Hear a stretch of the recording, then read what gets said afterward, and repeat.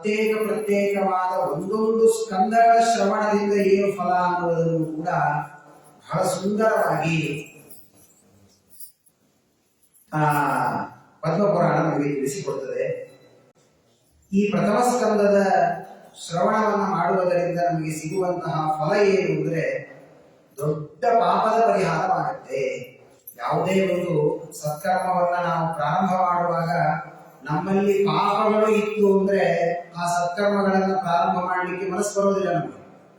ಹಾಗಾದ್ರೆ ಮುಂದೆ ದೊಡ್ಡ ಈ ಜ್ಞಾನಯಜ್ಞದ ಪುಣ್ಯವನ್ನ ಗಳಿಸುವ ನಮಗೆ ನಮ್ಮಲ್ಲಿರುವ ಪಾಪಗಳೆಲ್ಲ ಪರಿಹಾರವಾಗಬೇಕು. ಅದಕ್ಕಾಗಿ ಈ ಪ್ರಥಮ ಸ್ಕಂದದ ಶ್ರವಣದಿಂದ ಎಂತಹ ದೊಡ್ಡ ದೊಡ್ಡ ಪಾಪಗಳು ಕೂಡ ಪರಿಹಾರವಾಗುತ್ತೆ. ಒಂದು ಕಥೆಯನ್ನ ಹೇಳುತ್ತೆ ಪದ್ಮಪುರಾಣ. ಮಾತೃಗಮನದ ಪಾಪವು ಕೂಡ ಪರಿಹಾರವಾಗುತ್ತೆ ಪ್ರಥಮ ಸ್ಕಂದದ ಶ್ರವಣದಿಂದ. ಒಬ್ಬ ರಾಜ, ಅವನಿಗೆ ಇಬ್ಬರು ಪತ್ನಿಯರಿರ್ತಾರೆ. ಇಬ್ಬರು ಪತ್ನಿಯರಿದ್ದಾಗ ಅವನು ಇಬ್ಬರನ್ನ ಮದುವೆ ಮಾಡಿಕೊಂಡಿರ್ತಾನೆ. ಇಬ್ಬರು ಪತ್ನಿಯರು ಜೀವನವನ್ನು ಮಾಡ್ತಾ ಇರ್ತಾರೆ. ಸಂಸಾರವನ್ನು ಮಾಡುವಾಗ ಇಬ್ಬರಲ್ಲಿಯೂ ಒಬ್ಬೊಬ್ಬರು ಮಕ್ಕಳಾಗ್ತಾರೆ. ಇಬ್ಬರಲ್ಲಿಯೂ ಒಂದೊಂದು ಗಂಡು ಮಗು ಆಗತ್ತೆ.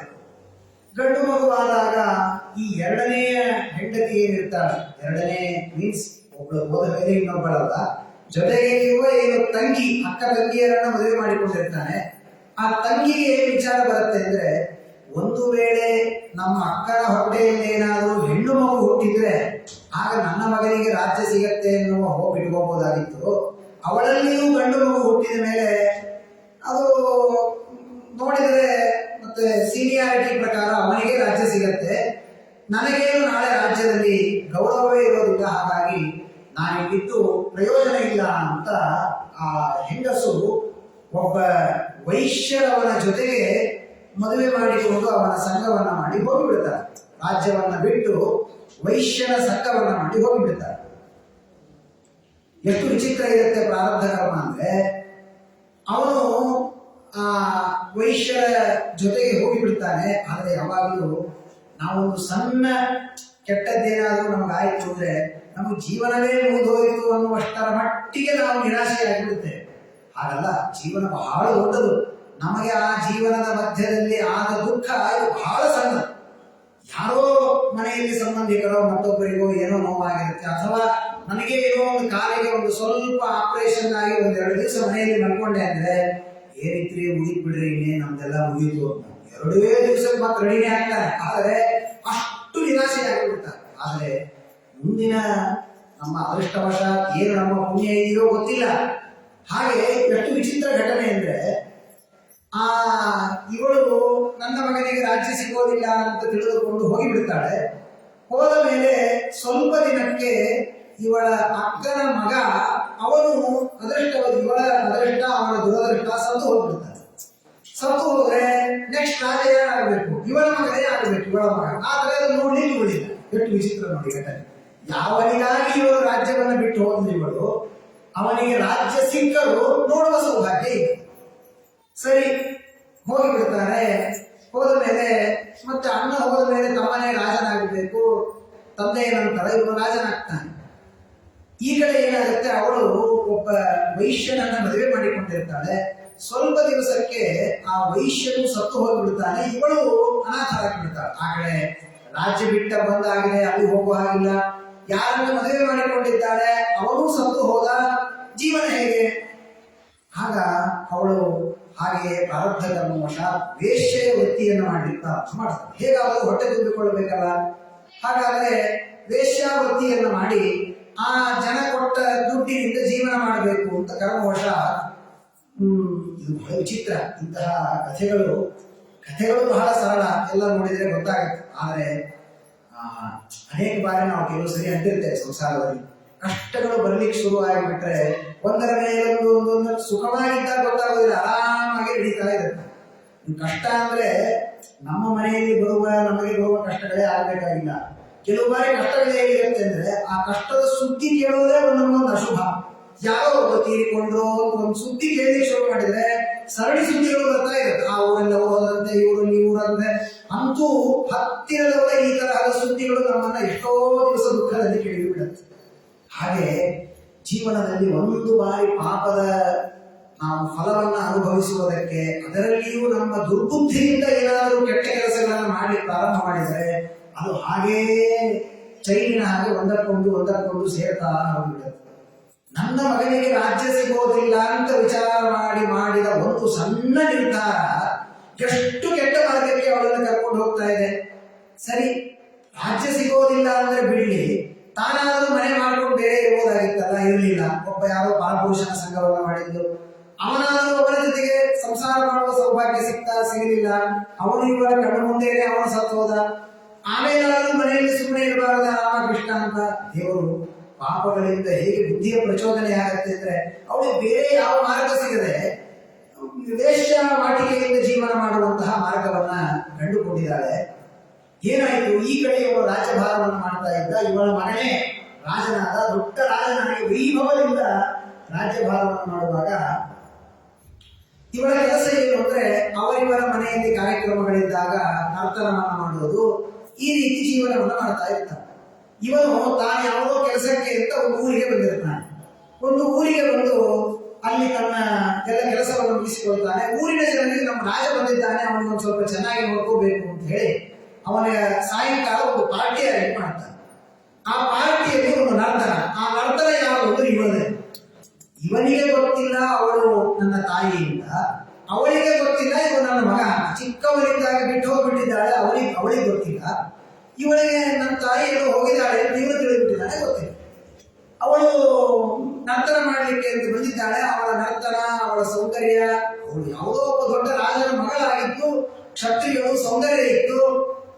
ಇವನು ಅವಳ ಜೊತೆಗೆ ಸಂಘವನ್ನ ಮಾಡಿದ. ಅವಳಿಗೂ ದೊಡ್ಡದಲ್ಲ, ದಿನನಿತ್ಯದ ಜೀವನ, ಹಣ ಕೊಟ್ಟ, ಸಂಘ ಮಾಡಿಬಿಟ್ಟ.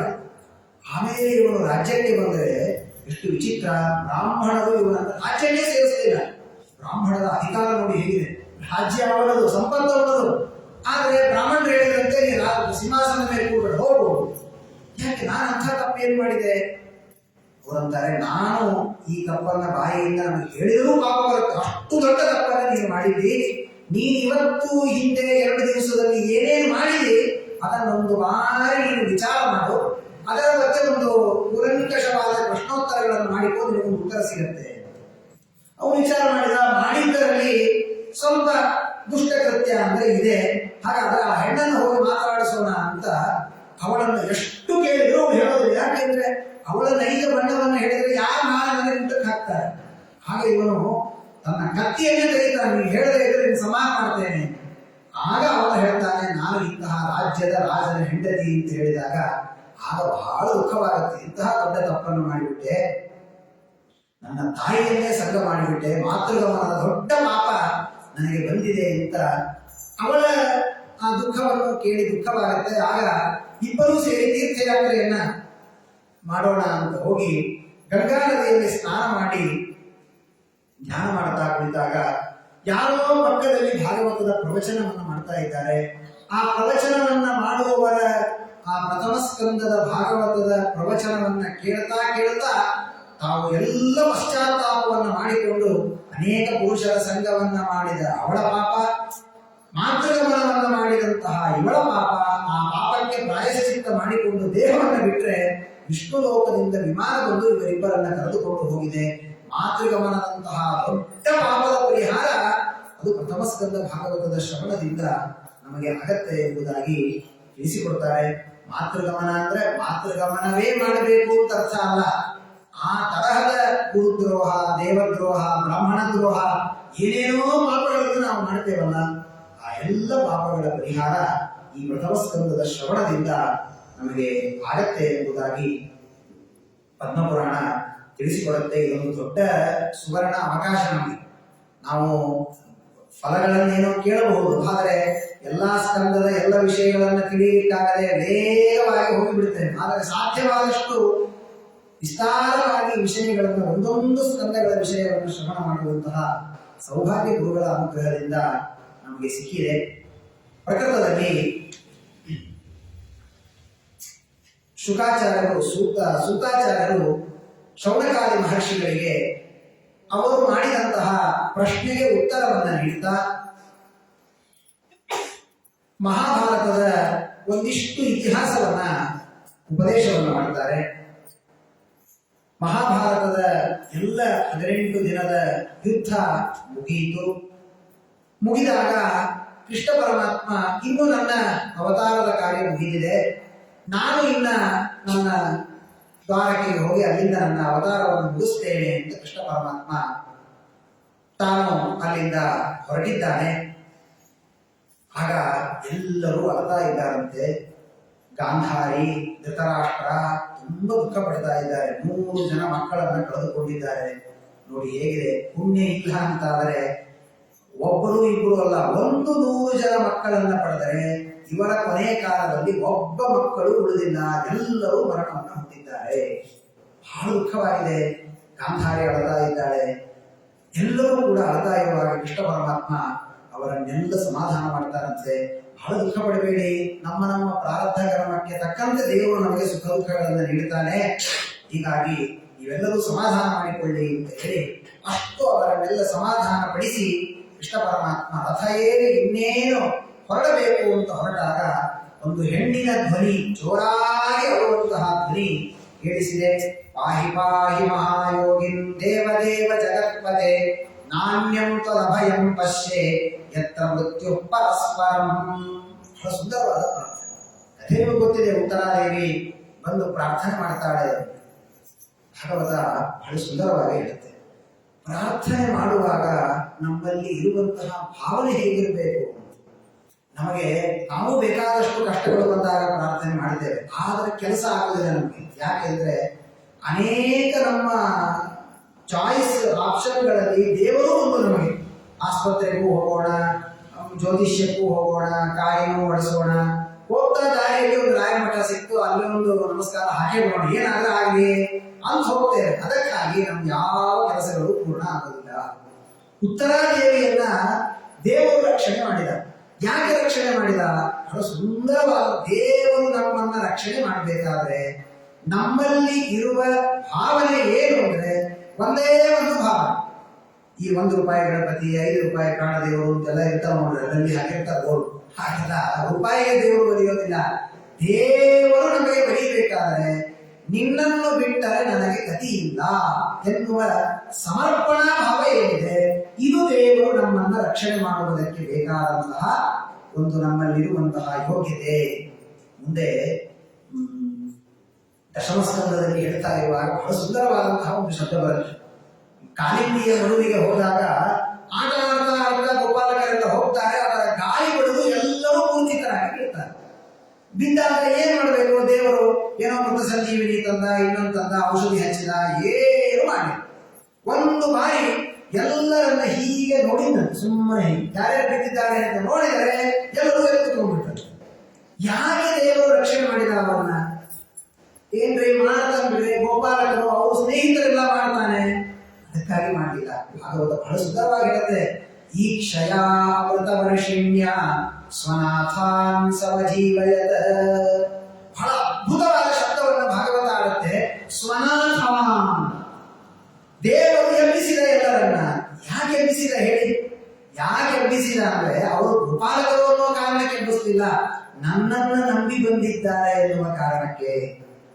ಅವರಿಗೆ ಎಷ್ಟು ಕಷ್ಟ, ರಾತ್ರಿ ಮಲಗಿದ್ರು ಕಾಡ್ಗಿಚ್ಚು ಬಂತು, ಇನ್ನೊಂದೇನೋ ಅಂತ ನಂತರ ಕಾಲಿಗೆ ಬಂದು ಒಂದು ಘಟ ಸರ್ಪು ಸುತ್ತಿಕೊಳ್ತು, ಎಂತಹ ಪ್ರಸಂಗ ಬಂದ್ರು ಅವರ ತಲೆಯಲ್ಲಿ ಒಂದೇ, ನಮಗೆ ಕಷ್ಟ ಬಂದಾಗ ಕೃಷ್ಣನನ್ನ ಬಿಟ್ಟರೆ ನಮಗೆ ಬೇರೆ ಗತಿ ಇಲ್ಲ. ಮಳೆ ಬಂತು, ಕೃಷ್ಣನ ಹತ್ತಿರ ಬಂದರು. ಇನ್ನೊಂದು ಯಾವುದೋ ಅಸುರ ಬಂದ, ಕೃಷ್ಣನ ಹತ್ತಿರ ಬಂದರು. ಕೃಷ್ಣನನ್ನ ಅವರ ಜೀವನದಲ್ಲಿ ಅನೇಕ ನನ್ನ ಪರಿಹಾರದ ಉಪಾಯಗಳ ಮಧ್ಯದಲ್ಲಿ ದೇವರು ಒಬ್ಬ ಅಂತ ನಂಬಲಿಲ್ಲ ಅವರು. ಹೀಗಾಗಿ ಭಾಗವತ ಹೇಳುತ್ತೆ, ಸ್ವನಾಥ, ನನ್ನನ್ನೇ ನಾಥ ಅಂತ ನಂಬಿಕೊಂಡಿದ್ದಾರೆ ಇವರೆಲ್ಲರೂ ಕೂಡ. ಅಂಬರೀಷ್ ಚಕ್ರವರ್ತಿಯ ಪ್ರಸಂಗದಲ್ಲೂ ದೇವರು ಇದೇ ಮಾತನ್ನು ಹೇಳ್ತಾನೆ. ಅಲ್ಲಿ ದೊಡ್ಡ ಜ್ಞಾನಿ ನಾನು, ಋಷಿಗಳು, ನಾನು ಬಂದಿದ್ದೇನೆ, ನಾನು ಬಂದರೂ ನೀವು ರಕ್ಷಣೆ ಮಾಡೋದಿಲ್ವಾ? ದೇವರಂತಾನಂತೆ, ಏ ದಾರ ಪುತ್ರಾಂತಾನ್ ಪ್ರಾಣಾನ್ ವಿತ್ತ ವಿನಂ ಪರಂ ಹಿತ್ವಾಂ ಶರಣಂ ಯಾತಾಹ ಕಥಂ ತಾಂತಿ ಕುಂಸೆ.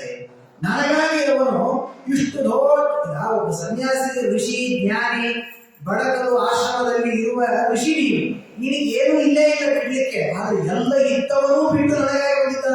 ಹೆಂಡತಿ, ಮಕ್ಕಳು, ರಾಜ್ಯ, ಕೋಶ, ಸಂಪತ್ತು ಯಾವುದೂ ಬೇಡ, ದೇವರೇ ಗತಿ ಅಂತ ಅಷ್ಟು ನಿಷ್ಕಾಮವಾದ ಕರ್ಮವನ್ನು ಮಾಡ್ತಾನೆ. ಅವನಿಗಾಗಿ ಅವನನ್ನು ಬಿಟ್ಟು ನಿನ್ನ ರಕ್ಷಣೆ ಮಾಡಿದ್ರೆ ಯಾರು ನಂಬುತ್ತಾರೆ ನಾಳೆ ನನ್ನನ್ನು? ಹಿತ್ವಾಂಶನಾಂ ಯಾತಃ ಕಥಂ ತಾನ್ ತ್ಯಕ್ತುಂ ಸಹೇ. ಹಾಗಾದ್ರೆ ಈ ಎಲ್ಲ ಕಥೆಗಳನ್ನು ನೋಡಿದಾಗ ಅದರ ಹಿಂದಿರುವ ಭಾವನೆ ಏನು ಅಂದ್ರೆ, ದೇವರನ್ನ ಹೊರತುಪಡಿಸಿ ನನಗೆ ಬೇರೆ ಗತಿ ಇಲ್ಲ ಎನ್ನುವ ಶರಣಾಗತಿಯನ್ನು ನಾವು ಗುರುಗಳ ಬಗ್ಗೆ, ದೇವರ ಬಗ್ಗೆ ತಾಳಿದರೆ ನಿಜವಾಗಿ ನಮಗೆ ಯಾವ ಕಷ್ಟಗಳು ಬರುವುದಿಲ್ಲ. ನಮಗೆ ಅಂದುಕೊಂಡಾಗಲೂ ಅಂದಿವಿ ಬಾಯಿಲೆ ನಾವು ದೇವರು ಬಿಟ್ಟು ಬೇರೆ ಗತಿ ಇಲ್ಲ ಅಂತ ಬಾಯಿಲೆ ಅಂತಿರ್ತೀವಿ, ಮನಸ್ಸೊಳಗ ಭಾವನೆ ಬರಬೇಕಲ್ಲ. ಯಾವಾಗ ಬರುತ್ತೆ ನಿಶ್ಚಿತವಾಗಿ ನಮ್ಮ ರಕ್ಷಣೆಯನ್ನ ದೇವರು ಮಾಡ್ತಾನೆ. ಹೀಗಾಗಿ ಆ ಉತ್ತರೆ ಪ್ರಾರ್ಥನೆಯನ್ನು ಮಾಡ್ತಾಳೆ, ಸ್ವಾಮಿ ಏನೋ ಒಂದು ಬಿಸಿಯಾದ ಕಬ್ಬಿಣದಂತಹ ಪದಾರ್ಥ ನನ್ನನ್ನು ಅಟ್ಟಿಸಿಕೊಂಡು ಬರ್ತಾ ಇದೆ, ಏನೊಂದು ಗೊತ್ತಾಗ್ತಾ ಇಲ್ಲ, ದಯವಿಟ್ಟು ನನ್ನನ್ನ ಇದರಿಂದ ರಕ್ಷಣೆ ಮಾಡು. ಯಾಕಮ್ಮ ಅಷ್ಟು ಒದ್ದಾಡ್ತಿ? ಗಂಡನು ಸತ್ತು ಹೋಗಿದ್ದಾನೆ, ಇನ್ನೂ ಬದುಕಬೇಕು ಅಂತ ಅಷ್ಟ್ಯಾಕೆ ಆಸೆ ನಿನಗೆ? ಓಡಿ ಹೇಳ್ತಾಳೆ, ನಾನು ಸಾಯ್ತೇನೆ ದುಃಖ ಅಲ್ಲ, ಈ ಅಸ್ತ್ರ ಬೇಕಾದ್ರೆ ನನ್ನನ್ನು ಕೊಲ್ಲಲಿ, ಆದರೆ ಒಬ್ಬ ಸಜ್ಜನರ ಸಂತತಿ ಉಳಿಬೇಕು, ಪಾಂಡವರ ಸಂತತಿ ಉಳಿಬೇಕು. ಕಾಮಂತಹ ಮಾನ್ನಾಥ ಅನೇಕ ಹೋಗಿ ಬಾಧ್ಯತ, ಅವಶ್ಯವಾಗಿ ನೀನು ಈ ಮಗುವನ್ನು ರಕ್ಷಣೆ ಮಾಡ್ತೀನಿ ನನಗೆ ಮಾತು ಕೊಡು, ಇದನ್ನು ಹೊರಗೆ ತಕ್ಕೊಂಡು ಸಾಥ್ ಹೋಗ್ತೀನಿ ಇಲ್ಲೇ, ಆದರೆ ಆ ಒಳಗಿನ ಗರ್ಭ ಬದುಕಬೇಕು. ಅವರಿಂದ ಇವತ್ತು ನಮಗಾದ ಉಪಕಾರ ಎಷ್ಟು ದೊಡ್ಡದು. ನಾವಿಷ್ಟು ಆನಂದದಿಂದ ಕುಳಿತುಕೊಂಡು ಭಾಗವತ ಕೇಳ್ತಾ ಇದ್ದೇವೆ ಅಂದ್ರೆ ಅದಕ್ಕೆ ಕೋಟಿ ಕೋಟಿ ನಮಸ್ಕಾರವನ್ನು ಪರೀಕ್ಷಿತರಾಜರಿಗೆ ಮಾಡಬೇಕು ನಾವು. ಅಂತಹ ಪರೀಕ್ಷಿತರಾಜರ ಜನ್ಮವಾಗಬೇಕಾಗಿದೆ.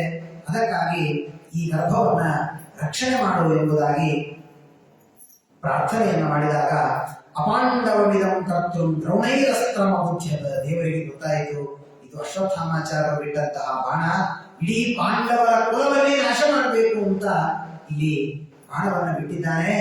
ಹಾಗಾಗಿ ಏನು ವಿಚಾರ ಮಾಡಬೇಡ, ನಾನು ನಿನ್ನನ್ನು ರಕ್ಷಣೆ ಮಾಡುತ್ತೇನೆ ಅಂತ ಕೃಷ್ಣ ಪರಮಾತ್ಮ ಸುದರ್ಶನ ಚಕ್ರವನ್ನು ಹಿಡಿದುಕೊಂಡು ಗರ್ಭದ ಒಳಗೆ ಪ್ರವೇಶವನ್ನು ಮಾಡಿದ್ದಾನೆ. ಸುದರ್ಶನೇನ ಸ್ವಾಸ್ತ್ರೇಣ ಸ್ವಾನಾಂ ರಕ್ಷಾಂ ಯಥಾತ್ ವಿಭುಃ. ಸುದರ್ಶನ ಚಕ್ರವನ್ನು ಹಿಡಿದುಕೊಂಡು ಒಳಗೆ ಪ್ರವೇಶವನ್ನು ಮಾಡಿ ತಾನು ಆ ಇಡೀ ಗರ್ಭದ ಒಳಗೆ ತಾನು ಗರಗರ ಅಂತ ತಿರುಗಿದ್ದಾನೆ. ಆ ಅಸ್ತ್ರದ ಯಾವ ಸ್ವಲ್ಪ ಬಿಸಿಯೂ ಮಗುವಿಗೆ ತಾಗಲೇ ಇದ್ದಂತೆ ಅದ್ಭುತವಾಗಿ ಭಗವಂತ ತಾನು ರಕ್ಷಣೆಯನ್ನು ಮಾಡಿ, ದೇವರಿಗೆ ಏನು ಅವನು ರಕ್ಷಣೆ ಮಾಡಲಿಕ್ಕೆ ಒಳಗೋಗೆ ಮಾಡಬೇಕಾದ ಅವಶ್ಯಕತೆ ದೇವರಿಗೆ ಇಲ್ಲ. ತಾನು ನಿಂತು ಈ ಬ್ರಹ್ಮಾಸ್ತ್ರ ನಾಶವಾಗಲಿ ಅಂತ ಬೇಡಿಕೊಂಡ್ರೆ ಸಾಕು, ಹೋಗ್ಬಿಡುತ್ತೆ, ಸಂಕಲ್ಪ ಮಾಡಿದ್ರೆ ಸಾಕು ದೇವರಿಗೆ. ಆದರೆ ಎಲ್ಲರ ಗರ್ಭವನ್ನು ನಾನು ಹೀಗೆ ರಕ್ಷಣೆ ಮಾಡುತ್ತೇನೆ ಎಂಬ ಸಂದೇಶವನ್ನು ನೀಡುವುದಕ್ಕೆ ಭಗವಂತ ಎಷ್ಟು ಕಷ್ಟ. ನಿಮ್ಗೆ ಯಾವುದೋ ಅಂದಂತ ಮನಸ್ಸಿಗೆ ಹೋಗಿ ಕಷ್ಟ ಅನುಭವಿಸ್ಕೊಳ್ಳೋದು ಬೇಡ. ಆ ಗರ್ಭದೊಳಗೆ ಇದ್ದು ಬಿಟ್ರೆ ಇದು ಮಗುವಿಗೆ ಆ ತಾಯಿ ಮೇಲೆ ಮಗು ಪ್ರೀತಿ ಮಾಡುತ್ತೆ. ಯಾಕೆ ಅಂದ್ರೆ ಒಳಗಿರೋ ಕಷ್ಟ ಮರೆತು ಹೋಗಿರುತ್ತೆ ಅನ್ನೋ ಕಾರಣಕ್ಕೆ. ಯಾವುದಾದ್ರೂ ಮಗುವಿಗೆ ಒಳಗೆ ನಾ ಎಷ್ಟು ಕಷ್ಟಪಟ್ಟು ಬಂದೀನಿ ಅನ್ನೋದು ಗೊತ್ತಿದ್ರೆ ಯಾವ ತಾಯಿ ಮೇಲೂ ಪ್ರೀತಿ ಮಾಡೋದಿಲ್ಲ. ಅಷ್ಟು ಕಷ್ಟ ಇದೆ ಒಳಗೆ. ಅಂತಹ ಕಷ್ಟ ಇದ್ದಾಗಲೂ ಕೂಡ ಭಗವಂತ ನಮ್ಮನ್ನ ಪ್ರತಿ ಕ್ಷಣದಲ್ಲಿ ರಕ್ಷಣೆಯನ್ನು ಮಾಡುತ್ತಾನೆ. ಇದನ್ನ ತೋರಿಸುವುದಕ್ಕಾಗಿ ಭಗವಂತ ಆ ಒಳಗಿರುವ ಗರ್ಭಕ್ಕೆ ತಾನು ಪ್ರವೇಶ ಮಾಡಿ ರಕ್ಷಣೆಯನ್ನು ಮಾಡಿದ್ದಾನೆ. ಅಂತಸ್ಥಃ ಸರ್ವಭೂತಾನಾಂ ಆತ್ಮ ಯೋಗೇಶ್ವರೋ ಹರಿ ಸ್ವಮಾಯಯ ಆವರಣೋದ್ಗರ್ಭಂ ವೈರಾಟ್ಯ ಕೂತಂತರೇ. ಭಾಗವತ ಬಹಳ ಸುಂದರವಾಗಿ ಇರುತ್ತೆ. ಏನ್ ಬ್ರಹ್ಮಾಸ್ತ್ರ ಅಂದ್ರೆ ಸುಮ್ಮನೆ ಯಾರೋ ಬಿಟ್ಟಿದ್ದೊಂದು ಬಾಹುಬಲಿ ಅಸ್ತ್ರ ಅಂತ ಹೇಳ್ಬೋದಾ? ಬ್ರಹ್ಮಾಸ್ತ್ರ ಅಂದ್ರೆ ಏನದು? ಯದ್ಯಪ್ಯಸ್ತ್ರಂ ಬ್ರಹ್ಮಶಿರಃ ಅಮೋಘಂಚ ಅಪ್ರತಿಕ್ರಿಯಂ. ಇಡೀ ಜಗತ್ತಿನಲ್ಲಿ ಇವತ್ತು ಅಂಬರೀಷನ ಕಥೆ ಅಂತ ನಾವೆಲ್ಲ ಕೈಯನ್ನು ಕೊಟ್ಟು ಕೇಳ್ತೇವೆ. ಏನ್ ಅಂಬರೀಷನ ಕಥೆ? ಅಂಬರೀಷನ ಕಥೆಯನ್ನು ಯಾರೋ ಸಾಯಿಸಲಿಕ್ಕೆ ಬಂದಿದ್ರು, ಅವರು ಬದುಕಿಸಿದ್ರು. ಯಾಕೆ ಅಂಬರೀಷನ ಕಥೆಗೆ ಎಷ್ಟು ಮಹತ್ವ ಗೊತ್ತಾ? ಅಂಬರೀಷನ ಬಗ್ಗೆ ಹೇಳುವಾಗ ಭಾಗವತ ಅಂಬರೀಷನನ್ನ ಪರಿಚಯಿಸಿಕೊಡೋದೇ ಯಾವುದರಿಂದ ಅಂದ್ರೆ, ಬ್ರಹ್ಮಾಸ್ತ್ರವು ಯಾವ ವ್ಯಕ್ತಿಗೆ ಏನು ಮಾಡಲಿಲ್ಲವೋ ಅವನು ಅಂಬರೀಷ. ಹಾಗಾದ್ರೆ ಆ ಬ್ರಹ್ಮಾಸ್ತ್ರದ ಮಹತ್ವ ಎಷ್ಟು ಅನ್ನೋದು ತಿಳಿದುಕೊಳ್ಳಿ. ಬ್ರಹ್ಮಾಸ್ತ್ರ ಅಂದ್ರೆ ಬಿಲ್ಲಿಂದ ಬಿಟ್ಟ ಬಾಣವೇ ಬ್ರಹ್ಮಾಸ್ತ್ರ ಅಲ್ಲ, ಬ್ರಾಹ್ಮಣನ ಬಾಯಿಯಿಂದ ಬಂದ ಮಂತ್ರದ ಅಸ್ತ್ರ. ಮೂರೇ ಬಿಟ್ಟೆ ಅದು ಒಂದು ಹುಲ್ಲುಕಡ್ಡಿಯೇ ಆಗಿರಬಹುದು, ಬಾಣವೇ ಆಗಿರಬಹುದು, ಬರೀ ಅವನ ಮಾತಾಗಿರಬಹುದು. ಹಾಗಾದ್ರೆ ಅಂಬರೀಷ ಚಕ್ರವರ್ತಿಯ ಬಗ್ಗೆ ಹೇಳುವಾಗ ಇದೇ ಮಾತನ್ನು ಹೇಳ್ತಾರೆ.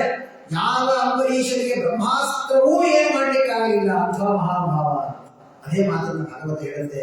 ಯದ್ಯಪ್ಯಸ್ತ್ರಂ ಬ್ರಹ್ಮಶಿರ ಅಮೋಘಂಚ ಅಪ್ರತಿಕ್ರಿಯಂ ವೈಷ್ಣವಂ ತೇಜ ಆಸಾಧ್ಯ ಸಮಶಾಮ್ಯ ಭೃಗುತ್ವ. ಯಾಕೆ ಇದನ್ನೆಲ್ಲ ನಾವು ತಿಳಿಯಬೇಕು ಅಂದ್ರೆ ಇದೆಲ್ಲ ದೇವರ ಸರ್ವೋತ್ತಮತ್ವವನ್ನು ತಿಳಿಯಬೇಕಿದೆ. ಆ ಅಸ್ತ್ರದ ಬಗ್ಗೆ ತುಂಬಾ ಚೆನ್ನಾಗಿ ತಿಳ್ಕೊಂಡು ಇಂತಹ ಅಸ್ತ್ರವನ್ನು ದೇವರು ಶಮನ ಮಾಡಿದ ಅಂದ್ರೆ ಹಾಗಾದ್ರೆ ಅವನು ಸರ್ವೋತ್ತಮ ಅನ್ನುವುದನ್ನು ನಾವೆಲ್ಲ ದೃಢ ಮಾಡಿಕೊಳ್ಳಬೇಕು. ಆದ್ದರಿಂದ ಮಾಂಸ್ಥಾಹ್ಯೇತದಾಶ್ಚರ್ಯಂ ಸರ್ವಾಶ್ಚರ್ಯಮಯೇಚ್ಯುತ ಯೈನಂ ಮಾಯಯಾ ದೇವ್ಯ ಸೃಜತ್ಯವಚಿಹಂತ್ಯಜಃ. ಭಾಗವತ ಹೇಳುತ್ತೆ ಇದೇನ ಈಗ ನಮ್ಮ ಮಟ್ಟಿಗೆ ಇದು ತುಂಬಾ ದೊಡ್ಡ ಆಶ್ಚರ್ಯ. ಬ್ರಹ್ಮಾಸ್ತ್ರ ತೆಗೆದು ಬಿಟ್ಟ ಅಂತೆ, ಬ್ರಹ್ಮಾಸ್ತ್ರ ತೆಗೆದು ಬಿಟ್ಟ ಅನ್ನೋದು ಆಶ್ಚರ್ಯ ಅಲ್ಲ, ಯಾರು ತರದ ಅನ್ನೋದು ವಿಚಾರ ಮಾಡಿ ಒಂದು ಬೇರೆ. ದೇವರು ಮಾಡಿದ ಏನು ದೇವರಿಗೆ ಬ್ರಹ್ಮಾಸ್ತ್ರ? ಎಲ್ಲಾ ಅಸ್ತ್ರಗಳು ದೇವರೇ ಸೃಷ್ಟಿ ಮಾಡಿದ ಪ್ರಾಡಕ್ಟ್ ಅಲ್ಲ. ಅಂದ್ರೆ ದೇವರಿಗೆ ಯಾವ ಬ್ರಹ್ಮಾಸ್ತ್ರದ ತೊಂದರೆ ಆಗ್ಲಿಕ್ಕಿದೆ? ಹೀಗಾಗಿ ಎಲ್ಲರನ್ನ ರಕ್ಷಣೆ ಮಾಡಿದ್ದಾನೆ. ರಕ್ಷಣೆ ಮಾಡಿದಾಗ ಕುಂತಿ ಬಹಳ ಸುಂದರವಾದ ಪ್ರಾರ್ಥನೆಯನ್ನು ಮಾಡ್ತಾಳೆ. ದೇವರು ನಾವು ಎಷ್ಟು ತರಹದ ಉಪಕಾರಗಳನ್ನು ಮಾಡ್ತಾನೆ, ಹೇಗೆ ರಕ್ಷಣೆ ಮಾಡ್ತಾನೆ ಅನ್ನುವುದಕ್ಕೆ ಒಂದು ಪ್ರತ್ಯಕ್ಷ ನಿದರ್ಶನ ಅದು ಪಾಂಡವರ ಉದ್ಧಾರ. ಪಾಂಡವರ ಉದ್ಧಾರ ಅನ್ನೋದು ಏನೋ ಒಂದು ಸ್ಪೆಷಲ್ ಆಗಿ ಪಾಂಡವರಿಗೆ ದೇವರು ಮಾಡಿದ ಅಂತ ಮಾತ್ರ ತಿಳಿಯಬೇಡಿ. ದೇವರು ತನ್ನವರು ಅಂತ ಆಗಿಬಿಟ್ರೆ ಯಾವ ರೀತಿ ರಕ್ಷಣೆ ಮಾಡುತ್ತಾನೆ ಎನ್ನುವುದಕ್ಕೆ ಪಾಂಡವರ ಕಥೆ ಒಂದು ನಿದರ್ಶನ ನಮ್ಮೆಲ್ಲರಿಗೂ ಕೂಡ. ಮಹಾಭಾರತದಲ್ಲಿ ಬಹಳ ವಿಸ್ತಾರವಾದ ಕಥೆ ಬರುತ್ತೆ. ನಾನು ಸುಮ್ಮನೆ ಭಾಗವತದ ಪ್ರಕಾರ ಸಣ್ಣ ಸಂಕ್ಷೇಪವಾದ ಕಥೆ. ಅಸ್ತ್ರವನ್ನ ಅಶ್ವತ್ಥಾಮಾಚಾರ್ಯ ಬಿಡ್ತಾರೆ. ಬಿಟ್ಟಾಗ ದೇವರು ಬಂದು ಹೇಳ್ತಾರೆ, ಹೀಗೆಲ್ಲ ಮಾಡೋದು ಸರಿಯಲ್ಲ, ನೀವು ಮಾಡ್ತಾ ಇರೋದು ತಪ್ಪು, ಆದ್ದರಿಂದ ಅಸ್ತ್ರವನ್ನು ಉಪಸಂಹಾರ ಮಾಡಿಕೋ ಅಂತ ಹೇಳ್ತಾನೆ. ಉಪಸಂಹಾರ ಮಾಡಿಕೋ ಅಂತ ಹೇಳಿದ್ರೆ ಅಶ್ವತ್ಥಾಮಾಚಾರ್ಯ ಬೈದು ಬಿಡ್ತಾರೆ ಕೃಷ್ಣನಿಗೆ.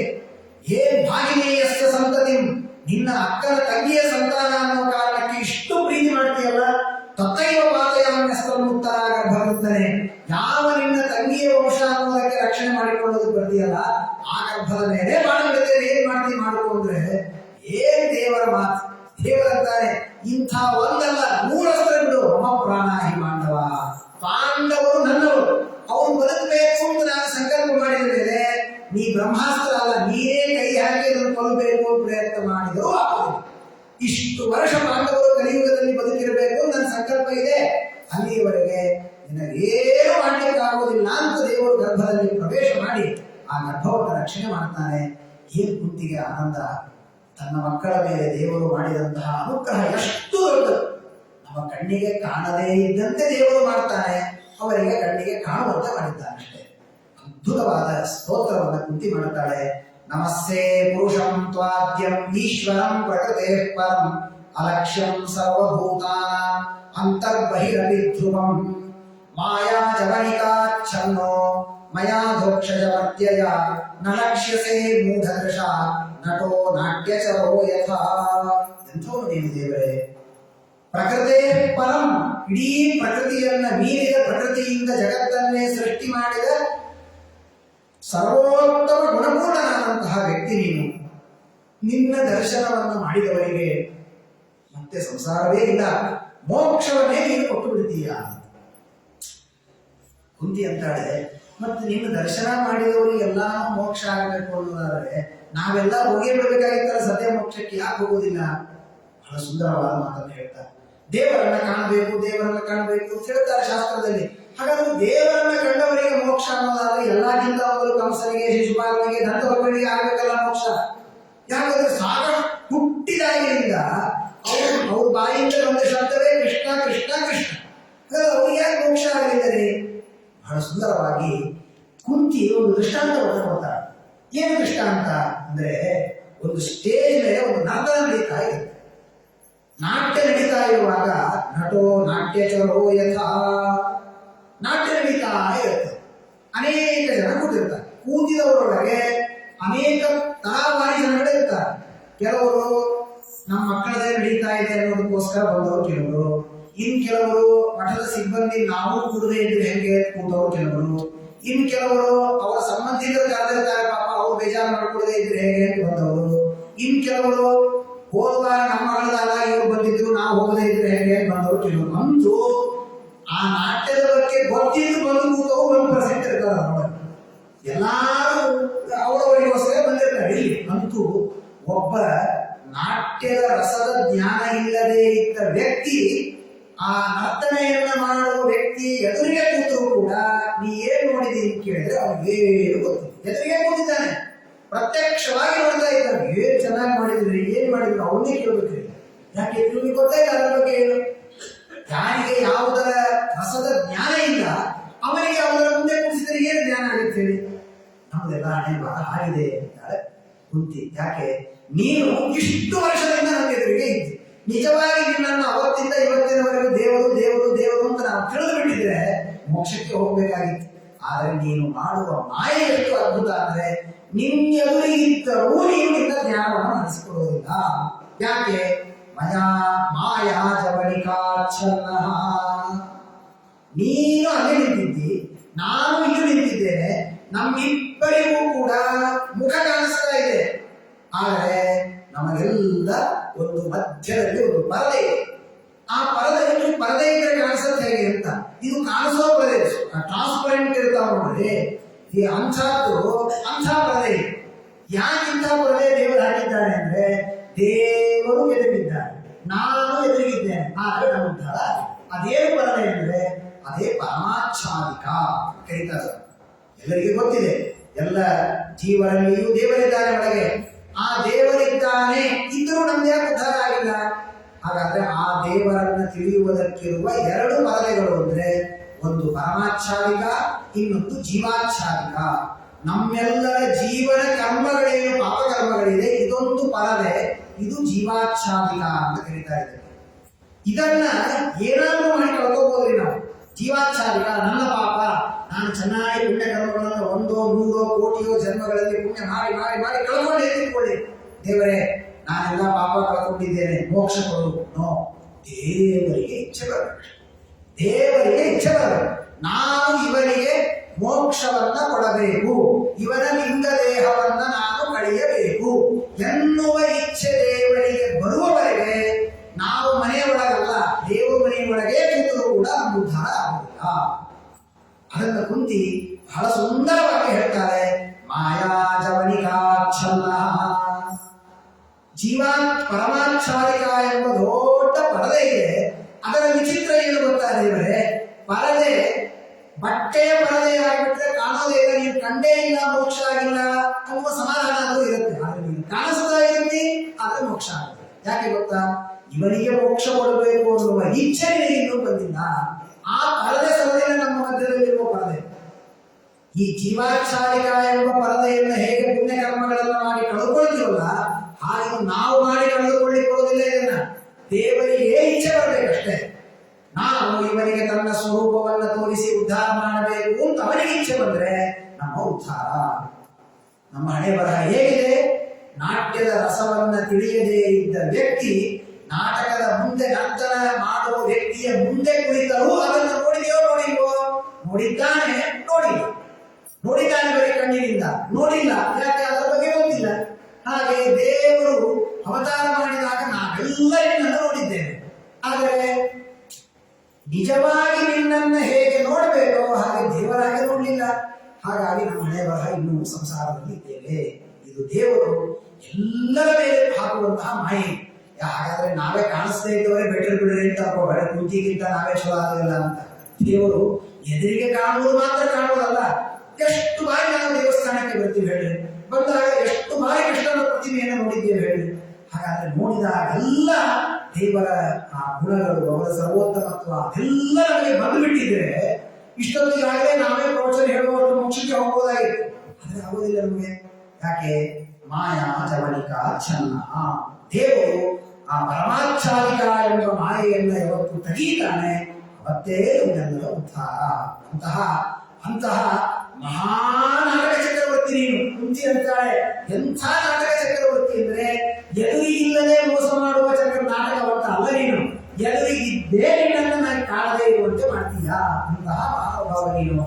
ತಥಾ ಪರಮಹಂಸಾನಾಂ ಮುನೀನಾಂ ಫಲಾತ್ಮನಾಂ ಭಕ್ತಿಯೋಗ ವಿಧಾನಾರ್ಥಂ ಕಥಂ ಮಶ್ಯೇಮಹಿ ಸ್ತ್ರೀಯಃ ಪಶ್ಯೇಮಹಿ. ಅವಳುತ್ತಾಳೆ, ಇಂತಹ ನೀನು ನಿರಂತರ ವನದಲ್ಲಿ ಕುಳಿತುಕೊಂಡು ಉಪವಾಸ ವನವಾಸಗಳನ್ನು ಮಾಡುವಂತಹ ಜ್ಞಾನಿಗಳಿಗೆ ನಿನ್ನನ್ನು ಕಾಣುವುದು ಕಷ್ಟ ಇದೆ. ನಮ್ಮಂತಹ ಪಾಮರ ಪುರುಷರು, ಅದರಲ್ಲಿಯೂ ನಾವು ಸ್ತ್ರೀಯರು ಏನ್ ಮಾಡಿ ನಿನ್ನನ್ನು ದರ್ಶನ ಮಾಡಲಿಕ್ಕೆ ಸಾಧ್ಯ ಇದೆ? ಭಕ್ತಿ ಒಂದೇ ನಮ್ಮಲ್ಲಿರುವ ಮಾರ್ಗ. ಕೃಷ್ಣಾಯ ವಾಸುದೇವಾಯ ದೇವಕೀ ನಂದನಾಯ ಚ ನಂದಗೋಪ ಕುಮಾರಾಯ ಗೋವಿಂದಾಯ ನಮೋ ನಮಃ. ದೇವರಿಗೆ ನಮಸ್ಕಾರವನ್ನು ಮಾಡಿ ಅದ್ಭುತವಾದ ಸ್ತೋತ್ರವನ್ನು ಮಾಡುತ್ತಾಳೆ. ಆ ಕುಂತಿ ಕೃಷ್ಣನನ್ನ ಕೂಸಾಗಿದ್ದಾಗಿನಿಂದ ನೋಡಿದ್ದಾಳಲ್ಲ, ಆ ಎಲ್ಲ ಮಹಿಮೆಗಳನ್ನು ಒಂದು ಬಾರಿ ಅವಳು ಮತ್ತೆ ನೆನಪು ಹಾಕ್ತಾ, ಏನು ನಿನ್ನ ಕ್ರೀಡೆ ಸಾಮಾನ್ಯ ಹೇಗಿರುತ್ತೆ? ಒಬ್ಬ ತುಂಬಾ ಶ್ರೀಮಂತನಾದ ವ್ಯಕ್ತಿ ಇದ್ದ ಅಂದ್ರೆ ಅವನಿಗೆ ನಾಟಕದಲ್ಲಿ ಒಂದು ಪಾರ್ಟ್ ಕೊಟ್ರೆ ಶ್ರೀಮಂತನ ಪಾರ್ಟೇ ಕೊಡ್ಬೇಕು ಅವನಿಗೆ, ಅಂದ್ರೆ ಹೋಗ್ಬೋದ. ನಾವು ನಾಟಕ ಮಾಡ್ಲಿಕ್ಕೆ ಅದ್ರಾಗ ಒಂದು ಭಿಕ್ಷುಕನ ಪಾರ್ಟ್ ಕಡಿಮೆ ಇದೆ, ಬರ್ತೀರಾ? ಒಂದು ಕೋಟ್ಯಾಧಿಪತಿ ಕೇಳಿದ್ರೆ ಬರ್ತಾನ? ಹೇಳ್ರಿ, ನನ್ನ ಸ್ಟೇಟಸ್ ಏನು? ಯದ್ಯಪಿ ಇವನಲ್ಲಿ ಯಾರು ಗೊತ್ತಾಗೋದಿಲ್ಲ, ಆ ಒಪ್ಪಿಕೊಳ್ಳೋದಿಲ್ಲ ಅವನು. ಯಾಕಂದ್ರೆ ನಾನು ಶ್ರೀಮಂತ, ನಾನು ಹೇಗೆ ಒಬ್ಬ ಭಿಕ್ಷುಕರಂತೆ ನಾಟಕ ಮಾಡಬೇಕು? ಕುಂತಿ ಅಂತಾಳೆ, ನೀನು ಮಾಡಿದ ಇಡೀ ಜಗದೊಡೆ 14 ಲೋಕದ ಸರ್ವಸ್ವಾಮಿ ನೀನು. ಆದರೆ ನಿನ್ನ ತಾಯಿಯ ಮುಂದೆ ನೀನು ಮಾಡಿದ ಭಯ, ನೀನು ಪಟ್ಟ ನಾಟಕಗಳನ್ನು ನೋಡಿಬಿಟ್ರೆ ನನ್ನಂಸ ಒಬ್ಬ ಉತ್ತಮ ವ್ಯಕ್ತಿಗೂ ಒಂದು ಕ್ಷಣ ಸಂಶಯ ಬಂದ್ಬಿಡ್ತದೆ. ದೇವರು ನಮಗೆ ಸಾಮಾನ್ಯ ಇರ್ಬೋದೇನೋರಿಪ್ಪ ಅಂತ ಅನಿಸೋಷ್ಟು ಪರ್ಫೆಕ್ಟ್ ನಾಟಕವನ್ನು ದೇವರು ಮಾಡ್ತಾನೆ. ಯಥಾ ಹೃಷಿಕೇಶ ಖಲೇನ ದೇವಕಿ ಕಂಸೇನ ವೃದ್ಧಾತಿ ಚಿರಂ ಶುಚಾರ್ಪಿತ ವಿಮೋಚಿತಾಹಂ ಚ ಸಹಾತ್ಮಜಾ ವಿಭೋ ತ್ವಯೇವ ನಾಥೇನ ಮುಹುರ್ವಿಪದ್ಗಣಾತ್. ಸುಂದರವಾಗಿ ಪ್ರಾರ್ಥನೆಯನ್ನು ಮಾಡ್ತಾಳೆ. ಸ್ವಾಮಿ, ನೀನು ನಿನಗೆಷ್ಟು ಭಕ್ತರ ಮೇಲೆ ಪ್ರೀತಿ ಇದ್ರೆ ನನ್ನೆಲ್ಲ ಮಕ್ಕಳನ್ನ ಅನೇಕ ಬಂಧನಗಳಿಂದ ಕಷ್ಟಗಳಿಂದ ಪರಿಹಾರ ಮಾಡಿದೆಯಲ್ಲ. ಎಷ್ಟು ಪ್ರೀತಿ ನಮ್ಮ ಮಕ್ಕಳ ಮೇಲೆ ನಿನಗೆ, ನಮ್ಮ ಸಂಸಾರದ ಮೇಲೆ ಅಂದ್ರೆ ನಿನ್ನ ತಂದೆ ತಾಯಿಗಳನ್ನ ಅವತ್ತು ಕಾರಾಗೃಹದಲ್ಲಿದ್ದವರನ್ನ ಹೇಗೆ ಬಿಡಿಸಿದಿ, ಅಷ್ಟೇ ಅಭಿಮಾನದಿಂದ ನಮ್ಮೆಲ್ಲರನ್ನ ರಕ್ಷಣೆ ಮಾಡಿದ್ದಿ. ದೇವರಿಗೆ ಎಲ್ಲರೂ ಸಮ. ದೇವರ ಪುಣ್ಯ ಪಾಪಗಳಿಗೆ ಅನುಗುಣವಾಗಿ ಫಲವನ್ನು ನೀಡುತ್ತಾನೆ ಹೊರತಾಗಿ ತನ್ನವರು ಬೇರೆಯವರು ಎಂಬಂತಹ ಯಾವ ಭೇದ ಭಾವ ಭಗವಂತನಿಗೆ ಇಲ್ಲ. ವಿಮೋಚಿತಾಹಂ ಚ ಸಹಾತ್ಮಜಾ ವಿಭೋ ತ್ವಯೇವ ನಾಥೇನ ಮುಹುರ್ವಿಪದ್ಗಣ. ದೇವರೇ, ನಮ್ಮನ್ನು ರಕ್ಷಣೆ ಮಾಡಿದೆ. ಸಾಮಾನ್ಯ ಏನಾಗುತ್ತೆ, ಏನೋ ಕಷ್ಟ ಬಂದಾಗ, ಇವತ್ತೊಂದು ಸ್ವಲ್ಪ ಊಟಕ್ಕೆ ಗತಿ ಇಲ್ಲ ಅಂತಾದಾಗ ಒಂದ್ ದಿವಸ ಹೋಗಿ ಪಟ್ಟದ ಮನೆಯವರ ಹತ್ರ ಒಂದು 10 ರೂಪಾಯಿ ಸಾಲ ಇಸ್ಕೊಂಡು ಅಕ್ಕಿ ತಂದು ಊಟ ಮಾಡ್ಬೋದು. ದಿನ ಹೀಗೆ ಆದ್ರೆ ಕೇಳಿ ಬಾಯಿರುತ್ತೆ. ಏನು ಇವತ್ತು ಮುಗಿಯಿತು, ನಮಗೆ ನಾಳೆ ದುಡ್ಡು ಬರುತ್ತಾ, ನಾಳೆ ಮತ್ತೆ ಭಿಕ್ಷೆ, ಮತ್ತೆ ಪಕ್ಕದ ಮನೆಗೆ ಹೋಗಿ ಹೇಳಿದ್ರೆ ಎಷ್ಟು ಚೆನ್ನಾಗಿರುತ್ತೆ ಹೇಳಿ. ಆದ್ರೆ ನಾವು ಹಿಂಗ್ ಬಿಡೆ ಇಟ್ಕೊಂಡು ಕೂತ್ರೆ ಬದುಕಲಿಕ್ಕೆ ಸಾಧ್ಯ ಇಲ್ಲ. ದೇವರ ಹತ್ರ ದಿನ ಭಿಕ್ಷೆ ಬೇಡೋದೇ ನಮ್ಮ ಕೆಲಸ. ಕುಂತಿ ಅಂತಾಳೆ, ಮುಹುರ್ ವಿಪತ್ಕಣ. ನಮ್ಮ ಜೀವನದಲ್ಲಿ ನಾವು ಪಟ್ಟ ಸುಖಕ್ಕಿಂತ ವಿಪತ್ತುಗಳೇ ಜಾಸ್ತಿ ಮಾಡೋವರಿಗೆ. ಎಷ್ಟು ಬಾರಿ ದೇವರ ಹತ್ರ ಬಂದಿದ್ದೇವೆ. ಒಂದು ದೊಡ್ಡ ಲಿಸ್ಟ್ ಕೊಡ್ತಾಳೆ. ವಿಷಾನ್ ಮಹಾಗ್ನೇಹ ಪುರುಷಾದಂಶ ಹಸತ್ಸಭಾಯಾಃ ವನವಾಸ ಕೃಚ್ಛ್ರಸಃ ಮೃಧೆ ಮೃಧೆ ಅನೇಕ ಮಹಾರಥಸ್ತ್ರತಃ ದ್ರೌಣ್ಯಸ್ತ್ರತಶ್ಚಾಸ್ಮ ಹರೇಭಿರಕ್ಷಿತಾಃ. ದೇವರೇ, ನೀನು ರಕ್ಷಣೆ ಮಾಡೋದು ಅಂದ್ರೆ ಅದಕ್ಕೆ ಏನು ಅಳತೆ ಇದೆಯಾ, ಏನಾದರೂ ಲೆಕ್ಕ ಇದೆಯಾ? ಎಷ್ಟು ಬಾರಿ ದೇವರು ನಮ್ಮನ್ನ ರಕ್ಷಣೆ ಮಾಡಿದೆ. ಹೀಗಾಗಿ ಮುಹುರ್ ವಿಪತ್ಕಣ, ಅನೇಕ ಬಾರಿ ನಾವು ವಿಪತ್ತುಗಳಲ್ಲಿ ಬೀಳೋದಕ್ಕೂ ನಮಗೆ ನಾಚಿಕಿಲ್ಲ, ಕೃಷ್ಣ ಅನ್ನೋದಕ್ಕೂ ನಾಚಿಕಿಲ್ಲ, ನಿನಗೆ ಬಂದು ಕಾಪಾಡೋದಕ್ಕೂ ನಿನಗೂ ಯಾವ ಬೇಸರ ಇಲ್ಲ. ಅಷ್ಟು ಬಾರಿ ನಮ್ಮನ್ನ ದೇವರು ರಕ್ಷಣೆ ಮಾಡ್ತಾನೆ. ವಿಷ, ನನ್ನ ಮಕ್ಕಳಿಗೆ ವಿಷಪ್ರಾಶನವನ್ನ ಚಿಕ್ಕ ಮಕ್ಕಳಿದ್ದಾಗ ಪಾನ ಮಾಡಿಸಿ ಕೊಲ್ಲಬೇಕು ಎಂದು ಪ್ರಯತ್ನ ಪಟ್ಟು ದುರ್ಯೋಧನಾದಿಗಳು, ಆಗಲೂ ವಿಷ ಕುಡಿದರೂ ಕೂಡ ಏನೂ ಆಗಲಿಲ್ಲ ನನ್ನ ಮಕ್ಕಳಿಗೆ. ಯಾಕೆ? ದೇವರಿದ್ದಾನೆ ಎನ್ನುವ ಕಾರಣಕ್ಕೆ. ಮಹಾಗ್ನೇಹೆ, ಅರಗಿನ ಮನೆಯಲ್ಲಿ ಎಲ್ಲ ಏನಿತ್ತು, ಬಹಳ ದೊಡ್ಡ ದೊಡ್ಡ ಆಪತ್ತುಗಳು. ಈಗ ಬಂದು ಹೋಗಿದ್ದ ಆಪತ್ತು ಇಷ್ಟು ಮಾಡಿದ್ರೆ ಸಾಕಷ್ಟಿದೆ ದೊಡ್ಡದು. ಹೀಗಾಗಿ ಮಹಾಗ್ನೇಹೆ, ಅರಗಿನ ಮನೆಯಲ್ಲಿ ಮಲಗಿಸಿದಾಗ ಸುಂಟು ಇವರನ್ನೆಲ್ಲ ಕೊಲ್ಲಬೇಕು ಅಂತ ಹೋದರೆ ದೇವರು ಅಲ್ಲಿಯೂ ಒಂದು ಉಪಾಯವನ್ನ ತೋರಿ ಅಲ್ಲಿಯೂ ಮತ್ತೆ ಸುರಂಗ ಮಾರ್ಗದ ಮೂಲಕ ಅವರನ್ನೆಲ್ಲ ರಕ್ಷಣೆ ಮಾಡಿದ. ಅಸತ್ ಸಭಾಯ, ದ್ರೌಪದಿ ದೇವಿಗೆ ವಸ್ತ್ರಾಪಹರಣವನ್ನು ಮಾಡಿ ಅವಳ ಮಾನಭಂಗವನ್ನು ಮಾಡಬೇಕು ಅಂತ ಹೋದಾಗ ಏನು ಅದ್ಭುತವಾದಂತಹ ಭಗವಂತನ ನಿಮಗೆ ವಸ್ತ್ರಾಪಹಾರ ಹೆಂಗಿತ್ತು ಅಂತ ಒಂದು ಅನುಭವ ಪಡಬೇಕಾದ್ರೆ, ಅನುಭವ ಬೇರೆ ಅನುಭವಕ್ಕೆ ಆರೂಢ ಆಗಬೇಕಾದ್ರೆ ದಾಸರು ಮಾಡಿದ ಈ ದ್ರೌಪದಿ ಮಾನಹರಣ ಅಂತೇನೋ ಒಂದು ಪದ್ಯ ಇದೆ ಕನ್ನಡದಲ್ಲಿ. ಅದನ್ನು ನೀವು ಬೆಳಗ್ಗೆ ಎದ್ದು ಶಾಂತ ಇದ್ದಾಗ ಒಂದು 10 ನಿಮಿಷ ಹಚ್ಕೊಂಡ್ರಿ, ಕಣ್ಣಲ್ಲಿ ಕಳಗಳ ನಾವು ಅದೇ ಜಾಗದಲ್ಲಿ ನಿಂತು ನೋಡ್ತಾ ಇದ್ದೇವೆ ಅನ್ನುವಷ್ಟು ಕಣ್ಣಿಗೆ ಕಟ್ಟಿದ ಕೇಳಿದವರಿಗೆ ಹೀಗಾಗಬೇಕಾದ್ರೆ ಅನೇಕ ದುಷ್ಟರ ಮಧ್ಯದಲ್ಲಿ ನಿಂತುಕೊಂಡು ಅದನ್ನು ಫೇಸ್ ಮಾಡಬೇಕಾದ ದ್ರೌಪದಿಗೆ ಏನಾಗಿರ್ಬೇಕು ಆಲೋಚನೆ ಮಾಡಿ. ಇದು ಒಂದು ಕಡೆ. ಇಷ್ಟು ದುಃಖದಲ್ಲಿದ್ದ ದ್ರೌಪದಿ ಗಂಡಂದಿರನ್ನ ಕರೆಯದೆ, ತನ್ನ ತಂದೆಯನ್ನ ಕರೆಯದೆ, ಯಾರನ್ನ ಕರೆಯದೆ ದೇವರನ್ನ ಕರೆದಾಗ ಒಂದು ವೇಳೆ ದೇವರು ಬಂದಿದ್ದಿಲ್ಲ ಅಂತಾದರೆ ಅವಳ ವಿಶ್ವಾಸದ ಮೇಲೆ ಎಷ್ಟು ಪೆಟ್ಟು ಬೀಳ್ತಾ ಇತ್ತು ಆಲೋಚನೆ ಮಾಡಿ. ಏನೋ ಯಾರೋ ತುಂಬಾ ನಮ್ಗೆ ಬರ್ತಾರೆ ಅಂತ ಅನ್ಕೊಂಡಿದ್ವಿ, ಬರ್ಲಿಲ್ಲ, ತುಂಬಾ ಬೇಜಾರಾಯಿತು ಅಂತೇವೆ. ಏನೋ ಸಾಕು ಊಟಕ್ಕೆ ಬರ್ತೀನಿ ಎಂದಿದ್ರು, ನಮ್ಮ ಮನೆ ಸತ್ಯನಾರಾಯಣ ಪೂಜೆಗೆ ಬರ್ತೀನಿ ಎಂದಿದ್ರು. ಅಲ್ಲ, ಇಡೀ ಸಭೆಯ ಮಧ್ಯದಲ್ಲಿ ತನ್ನ ರಕ್ಷಣೆಗಾಗಿ ತಾನೂ ಪ್ರಯತ್ನ ಮಾಡದೆ, ತನ್ನವರನ್ನೂ ಕರೆಯದೆ, ಅಷ್ಟು ವಿಶ್ವಾಸದಿಂದ ದೇವರನ್ನ ಕರೆದಾಗ ದೇವರು ಬಂದು ರಕ್ಷಣೆ ಮಾಡಿದ್ದಲ್ಲ. ಏನೋ ಅಲ್ಲೇ ಇದ್ದೆ ಪಕ್ಕದಲ್ಲೇ ಮಾಡಿದೆ ಅಲ್ಲ, ಎಲ್ಲೋ ಇದ್ದಾನೆ ದೇವರು ದ್ವಾರಕೆಯಲ್ಲಿ, ಅಲ್ಲಿಂದ ಅಲ್ಲೇ ನಿಂತುಕೊಂಡು ದೇವರು ಅಕ್ಷಯ ವಸ್ತ್ರವನ್ನು ಇಟ್ಟು ನನ್ನ ಪರಿವಾರವನ್ನು ರಕ್ಷಣೆ ಮಾಡಿದ. ಹೀಗಾಗಿ ಅಸತ್ಸಭಾಯ ವನವಾಸ ಕೃಚ್ಛ್ರತಃ. ವನವಾಸದ ಕಷ್ಟ, ವನವಾಸದ ಕಷ್ಟ ಅನ್ನೋ ಶಬ್ದಕ್ಕೆ ವನವಾಸದಲ್ಲಿ ಆದ ಕಷ್ಟ ಅಲ್ಲ, ಆಗಬೇಕಾದ ಕಷ್ಟ. ನಿಜವಾಗಿ ನೋಡಿದರೆ ಪಾಂಡವರಿಗೆ ಅದು ವನವಾಸವೇ ಅಲ್ಲ, ರಾಜಭಾರ ಅಷ್ಟೇ. ಅಷ್ಟು 10,000 ಯತಿಗಳು, 60,000 ಬ್ರಾಹ್ಮಣರು ಎಲ್ಲರೂ ಬಂದಿದ್ದಾರೆ. 200 ಅರಮನೆಗಳಿದ್ರೆ ಅಡಿಗೆಯವ್ರು ಹಿಡ್ಕೊಂಡಿದ್ದೇನೆ, ಅಡಿಗೆಯವ್ರು ಹಿಡಿದು ಬಹಳ ಕಷ್ಟ ಮಠದಾಗ ಬಂದಿರೋದಾಗ. ಹೀಗಾಗಿ ಅಂಥದ್ದು ಅಲ್ಲಿ ಅಡಿಗೆಯವ್ರು ಹಿಡಿದುಬಿಟ್ಟಕ್ಕಾಗೋದು. ಇವರು ಅರಣ್ಯಕ್ಕೆ ಒಂದು ಸೂರ್ಯೋಪಾಸನ ಮಾಡಿದ್ದಕ್ಕೆ, ಅಕ್ಷಯ ವಸ್ತ್ರ ಪಾತ್ರ ಸಿಕ್ಕಿದ್ದಕ್ಕೆ ಅಕ್ಷಯವಾದ ಭೋಜನ ಇದ್ದಿದ್ದವರಿಗೆ. ಒಂದು ದಿವಸ ಅಡಿಗೆ ಮಾಡೋದಿಲ್ಲ, ಪಾತ್ರೆ ತೊಳೆಯೋದಿಲ್ಲ, ಎಲ್ಲರಿಗೂ ಊಟ ಅಷ್ಟೇ. ಹಾಗಾದ್ರೆ ದೇವರು ಅಷ್ಟು ತರಹದ ರಕ್ಷಣೆಯನ್ನು ಮಾಡಿದ. ವನವಾಸ ಕೃಚ್ಛ್ರತ. ಏನು ಆನಂದ ವನವಾಸ. ವನಪರ್ವವನ್ನು ನೋಡ್ತಾ ಹೋದ್ರೆ ಅದೇನು ವನವಾಸ, ನಿಜವಾಗಿ ಅದನ್ನು ವನವಾಸ ಅನ್ಬೇಕಾ ಅರಮನೆ ವಾಸ ಅನ್ಬೇಕಾ ಗೊತ್ತಿಲ್ಲ. ಎಷ್ಟು ಬ್ರಾಹ್ಮಣರು ತತ್ವೋಪದೇಶಗಳನ್ನು ಮಾಡ್ತಾರೆ. ಒಂದೊಂದು ಸಣ್ಣ ಜಾಗ, ಈ ಜಾಗ ಏನು, ಈ ಜಾಗ ಏನು, ಇದರ ಮಹಿಮೆ ಏನು, ಅದರ ಮಹಿಮೆ ಏನು, ಒಂದೊಂದಕ್ಕೆ ದೊಡ್ಡ ದೊಡ್ಡ ಅಧ್ಯಾಯಗಳೇ ಕಥೆಗಳನ್ನು ಹೇಳ್ತಾರೆ ಋಷಿಗಳು. ಅಂತಹ ಅದ್ಭುತವಾದ ವನವಾಸವನ್ನು ತೀರ್ಥಕ್ಷೇತ್ರ ಯಾರು ಹೇಳ್ತಿರ್ಬೇಕಷ್ಟೇ. ಅದಕ್ಕೆ ಅದ್ಭುತವಾದ ವನವಾಸದ ಕಷ್ಟಗಳಿಂದ ದೇವರು ರಕ್ಷಣೆ ಮಾಡಿದ. ವೃಥೆ ಅನೇಕ ಮಹಾರಥಾಸ್ತ್ರತಃ. ನನ್ನ ಪ್ರಕಾರ ವನವಾಸ ಪಾಂಡವರಿಗೆ ಕಷ್ಟವೇ ಅಲ್ಲ, ವನವಾಸವಾದ ಮೇಲೆ ಅವರು ಮಾಡಿದ ಯುದ್ಧ ಇದೆಯಲ್ಲ ಅದು ಬಹಳ ಕಷ್ಟದ ಪ್ರಸಂಗ. ಯಾಕೆಂದ್ರೆ ನಾವು ಸಾಮಾನ್ಯ ಹೇಳ್ಬಿಡ್ತೇವೆ, ಏನ್ ಪಾಂಡವರಿದ್ದಾರೆ, ಭೀಮಸೇನ ದೇವರಿದ್ದಾರೆ, ಅರ್ಜುನ ಇದ್ದಾನೆ, ಗಾಂಡೀವ ಧನುರ್ಧಾರ ಇರುತ್ತೇವೆ. ಇವನನ್ನ ಗಾಂಡೀವ ಧನುರ್ಧಾರ ಮಾಡಿದ ಗುರುಗಳೇ ಎದುರಿನ ಪಕ್ಷದಲ್ಲಿ ನಿಂತಿದ್ದಾರೆ. ಭೀಷ್ಮಾಚಾರ್ಯರಿದ್ದಾರೆ, ಅಶ್ವತ್ಥಾಮಾಚಾರ್ಯರಿದ್ದಾರೆ, ಕೃಪಾಚಾರ್ಯರಿದ್ದಾರೆ, ಯಾರ್ಯಾರು ಸ್ಪೆಷಲಿಸ್ಟ್ ಇದ್ದಾರೆ ಎಲ್ಲರೂ ಶತ್ರು ಪಕ್ಷದಲ್ಲಿದ್ದಾರೆ. ಇವರು ಸುಮ್ಮನೆ ನಂಬರ್ ಕಂಪಲ್ಸರಿಗೆ ಯಾರೋ ಡಮ್ಮಿ ಪೀಸ್ ಕರ್ಕೊಂಡ್ಬಂದು ಇರಿಸ್ಕೊಂಡಿದ್ದಾರೆ ಅಷ್ಟೇ ಇವ್ರ ಹತ್ರ. ಯಾರು ಅಂತ ಹೆಸರಿದ್ದ ಯುದ್ಧಗಾರರು ಯಾರು ಇಲ್ಲ ಇವ್ರ ಹತ್ರ.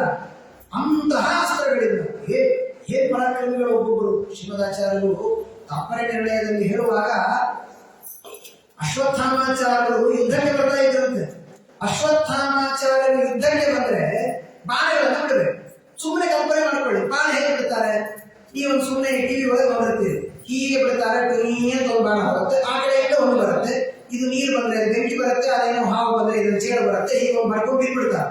ಹೀಗಲ್ಲ, ಅಶ್ವತ್ಥಾಮಾಚಾರ್ಯ ಸಾಮರ್ಥ್ಯ ಎಷ್ಟು ದೊಡ್ಡದು ಅಂದ್ರೆ ಶ್ರೀಮದಾಚಾರ್ಯರು ಹೇಳ್ತಾರೆ, ಒಂದು ಬಾರಿ ಬಾಣ ಬಿಟ್ರೆ ಎಷ್ಟು ಬಾಣ, 1, 10, 100, 20 ಅಲ್ಲ, ಎಲ್ಲೆಲ್ಲಿಂದ ಅಂದ್ರೆ ಸ್ವರೋಮ ಕೂಪ ಧ್ವಜ ಕಾಮುಕೇಭ್ಯ ಒಂದು ಬಾರಿ ಬಾಣಗಳು ಹೋಗಲಿ ಸಂಕಲ್ಪ ಮಾಡಿದರೆ ಕುದುರೆಯಿಂದ, ಕುದುರೆಯ ಮುಖಗಳಿಂದ, ರಥದಿಂದ, ಧ್ವಜದಿಂದ, ಕುದುರೆಯ ಮೇಲಿರುವ ಒಂದೊಂದು ಕೂದಲುಗಳಿಂದ ಸ್ವರೋಮ ಕೂಪ ಧ್ವಜ ಕಾಮುಕೇಭ್ಯ ಎಲ್ಲ ಕಡೆಗಳಿಂದ ಏಕಕಾಲಕ್ಕೆ ಲಕ್ಷ ಲಕ್ಷ ಬಾಣಗಳು ಹೋದರೆ ಕಲ್ಪನೆ ಮಾಡಿಕೊಳ್ಳಿ, ಎದುರಿಗಿದ್ದವನು ಏನೇನು ಮಾಡಬೇಕು ಎದುರಿಗೆ.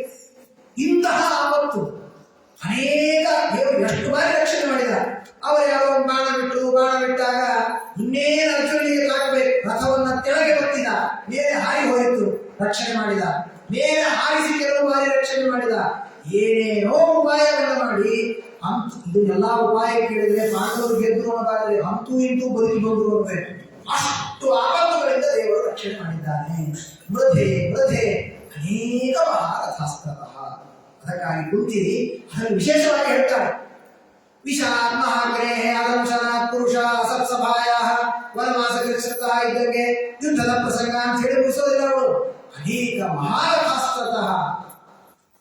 ಎದುರಿಗೆ ನಿಂತ ದ್ರೋಣಾಚಾರ್ಯರು ಅಂದ್ರೆ ಏನು, ಅಶ್ವತ್ಥಾಮಾಚಾರ್ಯರು ಅಂದ್ರೇನು, ಕೃಪಾಚಾರ್ಯರು ಅಂದ್ರೇನು, ಶಿವರಾಚಾರ್ಯ ಒಬ್ಬೊಬ್ಬರ ಬಗ್ಗೆ ಹೇಳುವಾಗ ಏನವರ ಪರಾಕ್ರಮ, ಭಾರಿ ಭಾರಿ ಪರಾಕ್ರಮಗಳನ್ನು ಹೇಳ್ತಾರೆ. ಇಂತಹ ಮಹಾಪರಾಕ್ರಮಿಗಳ ಮುಂದೆ ನನ್ನ 5 ಜನ ಮಕ್ಕಳು ಗೆದ್ದು ಬಂದರು ಅಂದ್ರೆ ಅದು ಯಾವುದರಿಂದ? ಹರೇ ಅಭಿರಕ್ಷಿತ, ನಿನ್ನಿಂದ ನಾವೆಲ್ಲ ರಕ್ಷಣೆಯನ್ನು ಹೊಂದಿದ್ದೀವಿ. ನಾವೆಲ್ಲ ಇವತ್ತು ಬದುಕಿ ನಿನ್ನ ಮುಂದೆ ನಿಂತಿದ್ದೇವೆ ಅಂದ್ರೆ ನಾವು ಬದುಕಿಯೇ ನಿನ್ನ ಮುಂದೆ ನಿಂತೀವಿ ಅಲ್ಲ, ನೀನೇ ಬದುಕಿಸಿಕೊಂಡು ನಿನ್ನ ಮುಂದೆ ನಿಲ್ಲಿಸಿಕೊಂಡಿದ್ದೀಯ ಅಷ್ಟೇ ನಮ್ಮ. ಹೀಗಾಗಿ ಇಷ್ಟು ಆಪತ್ತುಗಳಿಂದ ರಕ್ಷಣೆ ಮಾಡಿದ್ದಿ. ಏನು ಗೊತ್ತಾ, ಒಂದು ಸ್ವಾರಸ್ಯ ಹೇಳ್ತೀನಿ ನಿಮಗೆ. ನಾವು ಅಷ್ಟು ಸರಿ ಆಪತ್ತು ಬಂತಲ್ಲ, ಆಪತ್ತು ಬಂದಾಗೆಲ್ಲ ಕೃಷ್ಣ, ನಮ್ಗೆ ಆಪತ್ತು ಬಂತು, ಕೃಷ್ಣ ನಮ್ಗೆ ಆಪತ್ತು ಬಂತು ಅಂದ್ವಿ. ಅದೇ ನಮ್ಗೆ ಅಭ್ಯಾಸ ಆಗಿಬಿಟ್ಟಿದೆ. ಈಗ ಯಾಕೋ ಒಂಥರ ಅನ್ಈಸಿ ಅನಿಸ್ತಾ ಇದೆ, ಆಪತ್ತುಗಳೇ ಬರ್ತಾ ಇಲ್ಲ. ಆಪತ್ತು ಬರದೇ ಇದ್ದಕ್ಕೆ ಕೃಷ್ಣ ಅನ್ನೋದನ್ನು ನಿಲ್ಲಿಸ್ಬಿಟ್ಟಿದೆ. ಹೀಗಾಗಿ ವಿಪದಸ್ಸಂತು ನಶ್ಯಶ್ವತ್ ತತ್ರ ತತ್ರ ಜಗತ್ಪದೆ ಭವತೋ ದರ್ಶನಂ ಯತ್ಸ್ಯಾತ್ ಪುನರ್ಭವ ದರ್ಶನಂ. ದೇವರಿಗೆ ಏನ್ ಕೇಳಬೇಕು, ನಾವು ಬಹಳ ಸುಂದರವಾಗಿ ಧರ್ಮದಲ್ಲಿ ತಿಳಿಸಿಕೊಡ್ತಾರೆ. ಅಷ್ಟು ದೊಡ್ಡ ಯೋಗ್ಯತೆ ನಮಗಿಲ್ಲ. ದೇವರ ಮುಂದೆ ನಿಂತ್ಕೊಂಡು ದೇವರೇ ನನ್ಗೆ ವಾಸ ಮಾಡಿಸು, ದೇವರೇ ನನ್ ಜ್ವರ ಬಡಿಸು, ದೇವರೇ ನನ್ ಕಾಲು ಬಡಿಸು ಕೇಳಿಕೆ ನಮ್ಗೆ ಆಗೋದಿಲ್ಲ.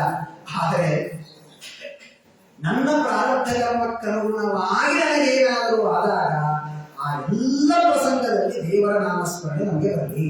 ಮುಂದೆ ಪಂಚಮ ಸ್ಕಂದದಲ್ಲಿಯೂ ಇದೇ ತರಹದ ಪ್ರಸಂಗ ಬರುತ್ತೆ. ಅಂಗರಾಜ ಮಕ್ಕಳಾಗದೆ ಯಜ್ಞವನ್ನು ಮಾಡಿದಾಗ ಋಷಿಗಳು ಯಜ್ಞ ಮಾಡ್ತಾರೆ, ದೇವರ ದರ್ಶನ ಕೊಡ್ತಾನೆ. ಏನ್ ಕೇಳಬೇಕು ದೇವರ ಹತ್ತಿರ, ಏನ್ ಕೇಳಬೇಕೆ? ನಮ್ಮ ಕಷ್ಟನೇ ಬರದೇ ಇದ್ದಂಗೆ ಮಾಡಿಬಿಡುವಂತ ರೂಲ್ಡ್ ಔಟ್. ಯಾಕಂದ್ರೆ ಅದಕ್ಕೆ ಏನ್ ಬೇಕೋ ಆಗಲೇ ನಾವು ಕಟ್ಕೊಂಡ್ಬಿಟ್ಟಿದ್ದೇವೆ. ಪಾಪ ಮಾಡಿದ ಮೇಲೆ ಜ್ವರ ಬರೋದು ಗ್ಯಾರಂಟಿ, ನೆಗಡಿ ಬರೋದು ಗ್ಯಾರಂಟಿ, ಬೀಳೋದು ಗ್ಯಾರಂಟಿ, ಹೇಳೋದು ಗ್ಯಾರಂಟಿ, ಅದೆಲ್ಲವೂ ಹಾಗೆ ಆಗುತ್ತೆ. ಹಾಗಾದ್ರೆ ಏನ್ ಬೇಕು ನೀವು ವರ? ಜ್ವರ ಮರಣ ದಶಾಯಾಮಪಿ ಸಕಲ ಕಲ್ಮಶ ನಿರಸನಾನಿ ತವ ಗುಣಕೃತ ನಾಮಧೇಯಾನಿ ವಚನ ಗೋಚರಾನಿ ಭವಂತು. ಎಂತಹ ಪ್ರಸಂಗವೇ ಬರಲಿ ದೇವರೇ. ಕೆಳಗೆ ಬಿದ್ದ ಹಪ್ಪಂದ ಕೆಳಗೆ ಬಿದ್ದು ಯಾರೋ ಬಿದಿರಿಸಿದ ನೋಡ್ರಿ, ನಾರಾಯಣ ಬಿದ್ದೆ, ಬಿದ್ದಿದ್ದಕ್ಕೂ ಪುಣ್ಯ ಬಂತು. ಸ್ನಾನ ಮಾಡ್ತಾ ಇದ್ವಿ, ಏನೋ ಕಷ್ಟ ಆಯ್ತು, ಯಾರೋ ಬಿಸಿ ಬಿಸಿ ಬಿಸಿ ಬಿಸಿ ಮೈಮೇಲೆ ಹಾಕ್ಬಿಟ್ಟು ಅವ್ರು ಬೈಯೋಗಿಂತ ಅಯ್ಯೋ ಕೃಷ್ಣ ಹೀಗಾಯ್ತಲ್ಲ ಅಂತ ಅನ್ಕೊಂಡ್ರೆ ಕೃಷ್ಣ ಬಿದ್ದು ಪುಣ್ಯ ಬಂತು. ಹೀಗೆ ಬೀಳ್ಲಿಕ್ಕೆ ಅಭ್ಯಾಸ ಮಾಡ್ಕೋಬೇಡ, ಬಿದ್ದಾಗ ದೇವರು ತಳ್ಳಿಕ್ಕೆ ಅಭ್ಯಾಸ ಮಾಡ್ಕೋಬೇಕು. ಹಾಗಾಗಿ ಇಂತಹ ಏನು ಕಷ್ಟಗಳು ಬಂದರೂ ಕೂಡ ಆ ಕುಂತಿಯ ಪ್ರಾರ್ಥನೆಯ ಹಿಂದಿನ ಮರ್ಮ ಏನು ಅಂತಂದ್ರೆ, ನನಗೆ ಜೀವನದಲ್ಲಿ ನಮಗೆ ಯಾವುದು ಬೇಕು ಅನ್ನುವ ಚಾಯ್ಸ್. ನನಗೆ ಸುಖ ಬೇಕಾ ದುಃಖ ಬೇಕಾ? ಚಾಯ್ಸ್ ಅದನ್ನು ಕೇಳಬೇಡಿ. ದೇವರ ನಾಮಸ್ಮರಣೆ ಬೇಕಾ ಬೇಡವಾ ಅದನ್ನು ಕೇಳಿ.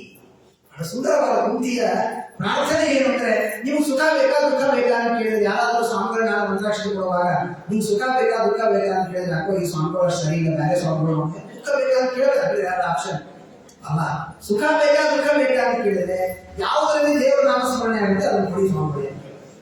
ಹಾಗಾಗಿ ಆ ಸಂದೇಶವನ್ನ ಕುಂತಿ ಬಹಳ ಸುಂದರವಾಗಿ ಹೇಳ್ತಾಳೆ.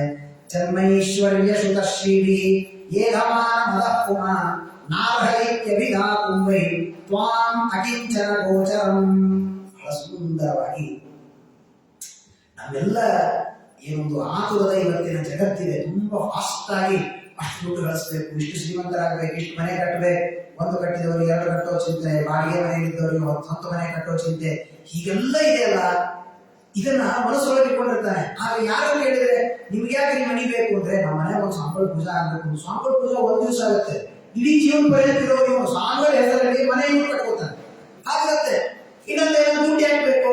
ನಾನೆಲ್ಲೋ ಕೊಡ್ಬೇಕಾಗಿದ್ರಿ ಒಂದು ಕಾರ್ಯ ರಾಯರ ಆರಾಧನೆಗೆ ಅಂತ. ಅದು ಬಂದ ಮೇಲೆ ಆರಾಧನೆ ಮಾಡಲೇ ಬಿಡುತ್ತಾರೆ ಕೃಷ್ಣಾರ್ಪಣ. ಹಾಗಾಗಿ ಕುಂತಿ ಹೇಳ್ತಾಳೆ, ದೇವರ ಹೆಸರಿನಲ್ಲಿ ನೀವು ಯಾರಾದರೂ ಶ್ರೀಮಂತರಾಗಬೇಕು ಅಂತ ಅನ್ಕೊಂಡಿದ್ರೆ ಹರಿನಾಮ ಸ್ಮರಣೆಗೆ ಅವನು ಅಯೋಗ್ಯ. ಸ್ವಚ್ಛವಾಗಿ ಹೇಳ್ಬಿಡ್ತಾರೆ. ಜನ್ಮ ಐಶ್ವರ್ಯ ಶ್ರುತ ಶ್ರೀವಿ ಏಧಮಾನದ ಪುಮಾನ್. ಯಾರಾದರೂ ತನ್ನ ದುಡ್ಡೋ ಸಂಪತ್ತೋ ವಂಶವೋ ಇದರಿಂದ ತುಂಬಾ ಬೆಳೆದು ಶ್ರೀಮಂತನಾಗಿದ್ದಾನೆ ಅಂದ್ರೆ ನಾರಹಿತ್ಯಭಿಧಾತುಂ ವೈ, ನಿನ್ನ ನಾಮ ಅವನ ಬಾಯಲ್ಲಿ ಬರಲಿಕ್ಕೆ ಅವನು ಲಾಯಕ್ಕಲ್ಲ.